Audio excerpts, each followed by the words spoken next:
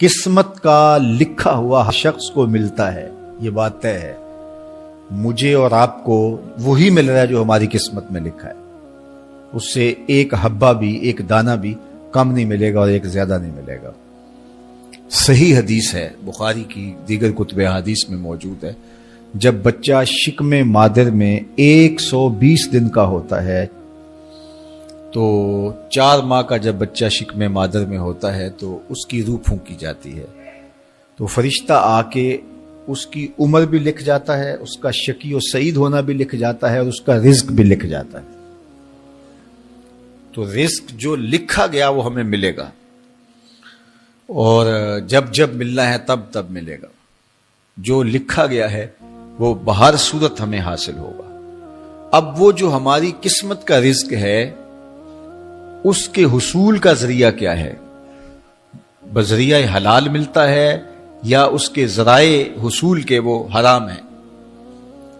تو یہ اللہ کے ذکر کو چھوڑنے کی سزا یہ ہے کہ ملا وہی جو قسمت کا تھا، لیکن دولت عثمان نہ ملی، دولت قارون ملی۔ لکھا جو تھا، مقسوم تھا، ملا وہی، ایک دانہ بھی زیادہ نہیں ملا اور ایک دانہ بھی کم نہیں ملا، لیکن اس کی سزا کاٹنی پڑے گی اس لیے کہ حصول کے ذرائع حرام تھے۔ تو حضرت اکرمہ رضی اللہ تعالیٰ عنہ فرماتے ہیں کسبن حرامن، تو معیشت تنگ کیسے ہوتی ہے؟ بندہ کہتا ہے کہ یہ تو بڑا کما رہا ہے لیکن کما بذریعہ حرام رہا ہے۔ اللہ اکبر۔ بعض اوقات کچھ لوگ محنت کر کے بھی حرام کماتے ہیں۔ ہم نے دیکھا کہ اس گرمی میں جو لوگ مزدوری کرتے ہیں اور بالخصوص لوہے کی بھٹی پہ جو کام کرنے والے ہیں، کتنا سخت کام ہے، لیکن وہاں بھی جو ہے وہ چاہے 15-20 منٹ جو ہے وہ خیانت کر کے اپنے اس رزق کو حرام بنا لیں اور ناجائز کر لیں، اتنی مشقت کے باوجود بھی کیتی کتری پئی کھو محمد پھر سکہ بنیا زردہ۔ تو ایک سودا ایسے بھی بک جاتا اگر 2 منٹ گاہک کو دیتا، لیکن جھوٹی قسم کھا لی اور وہ لے کے چلا گیا، سودا تو بک گیا لیکن ذریعہ اس کا حرام ہو گیا۔ یہ ذرا دیکھیے، جھوٹی قسم کھانے والے کو اللہ نظر رحمت سے بھی نہیں دیکھے، اتنی بڑی سزا ہے اس کی، اور نہ بکتا کوئی اور آ کے لے جاتا۔ جو قسمت میں لکھا ہے وہ تو آپ کا ہر صورت میں ہوگا، لیکن کچھ لوگوں کو اللہ کے ذکر کو چھوڑنے کا نتیجہ یہ ملتا ہے کہ پھر وہ ان کے ذرائع آمدنی جو ہوتے ہیں محنت کے باوجود بھی کسب حرام ہو جاتا ہے کسی نہ کسی وجہ سے۔ کئی لوگ دودھ اکٹھا کرتے رہتے ہیں، آخر میں ایک قطرہ پیشاب کا ڈال دیتے ہیں۔ سادہ مثال آپ کے سامنے رکھوں، کتنی محنت سے وہ کیا تھا، تو اپنی ساری محنت کو ضائع کر دیتے اور حرام کا ٹانکا لگا دیتے، ایک قطرے سے وہ سارا ضائع کر بیٹھتے۔ تو یہ اللہ کے ذکر سے منہ موڑنے کا نتیجہ ہے۔ جب تمہارے دل اللہ کی یاد سے خالی ہو جائیں گے، تمہاری زندگیوں میں قرآن نہیں ہوگا، تمہاری زندگیوں کے اندر اسلام کے اجالے نہیں ہوں گے، تو پھر نتیجہ کیا ہوگا کہ معیشت دنک کیا ہے؟ کسبن حرامن۔ دوسرا معنی کہ تنگ زندگی، تلخ زندگی، جو حضرت عبداللہ ابن عباس سے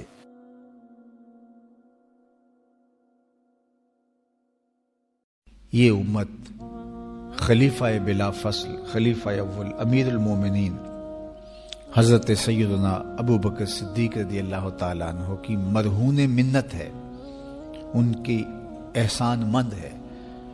اقبال نے کہا تھا امن الناس بر مولائے ما، کلیم اول سینائے ما، ہستی او کشت ملت را چوں ابر، ثانی اسنین و غار و بدر و قبر۔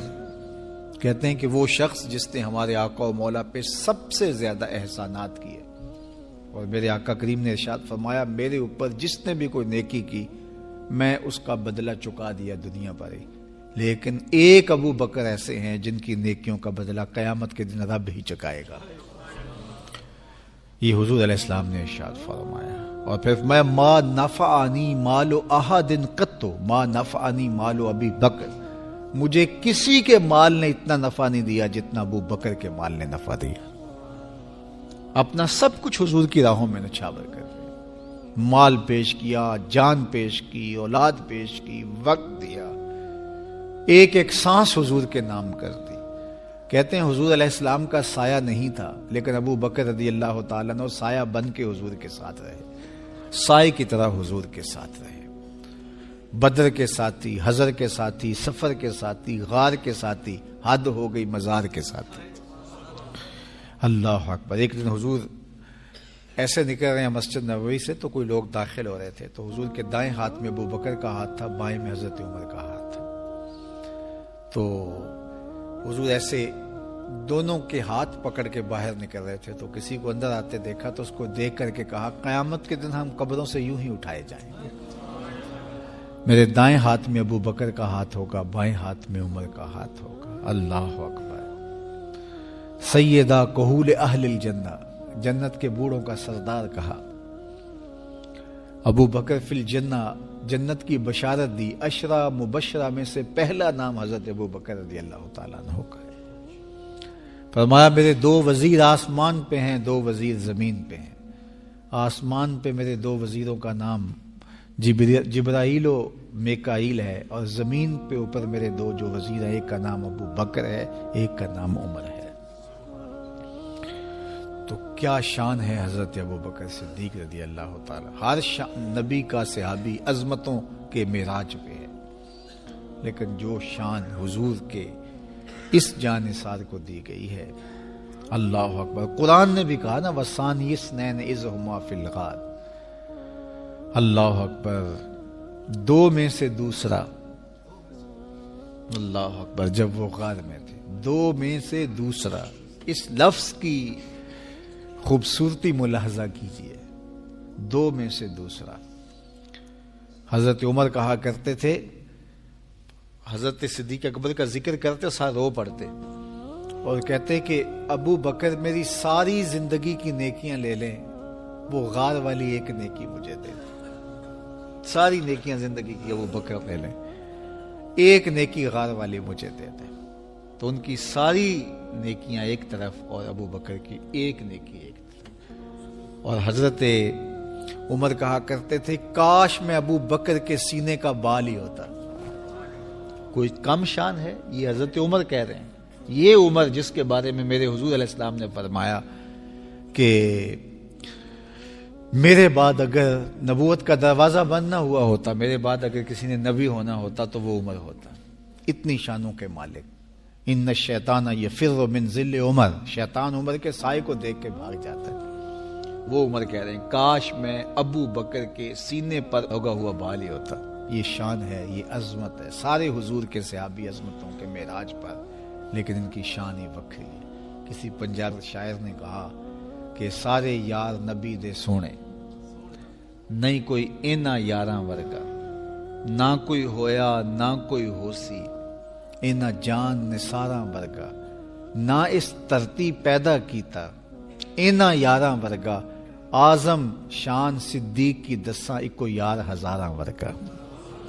وہ عظمتوں کی کس معراج پہ امن الناس بر مولائے ما، کلیم اول سینائے ما، ہستی او کشت ملت راچو ابر، ثانی سنین و غار و بدر و قبر. بدر کے بھی ساتھی، قبر کے بھی ساتھی، مزار کے بھی ساتھی، غار کے بھی ساتھی. اور کھیت اسلام کی کھیتی کے لیے ابر بہار کی طرح برسے اور سیراب کر گئے. اور اس امت کے لیے انہوں نے جو کام کیا وہ انہی کا مقصوم